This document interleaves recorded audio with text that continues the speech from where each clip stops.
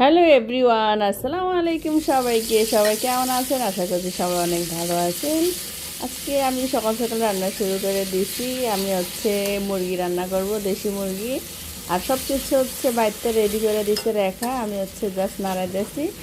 আর আমি সবসময় আপনাদের সবাইকে বলি, আমরা কাঁচামরিচ বেশিরভাগ খাই, গুঁড়ামরিচ খাই না। তবে আমি এখানে হালকা যদিও মানে গুঁড়ামরিচ ব্যবহার করবো একটু কালারের জন্য। এই তো মশলাগুলো একটু সুন্দর করে কষায় নিতেছি আপনাদের মতো করে।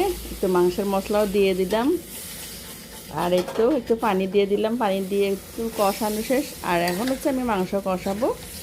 মাংস বলতে মুরগি মাংস। আমার মুরগি মাংস একদম কষানো হয়ে গেছে, মাখা মাখা করে। এখন পানি দিয়ে দিছি। তারপর আমি এক সাইড আমার জন্য আমি রুটি বানাবো। ওরা তো ভাত খায়, রুটি খাবে না। কারণ এমন সময় ওরা দেখা যায় যে রুটি খাওয়ার পর ওরা ভাত খায়, কারণ ওদের ভাত পছন্দ। ওদের ভাত খাইলে মানে পেট বরাত বরাত থাকে, এর জন্য। তারপর আমার রান্না বান্না শেষ। এখন আমি নাস্তা খাবো। আমাদের ছোট্ট একটা ভিডিও সবসময় আপনাদের সবার সাথে শেয়ার করতে চেষ্টা করি। সবাই ভালো থাকবেন, সুস্থ থাকবেন। সবাইকে আল্লাহ হাফেজ।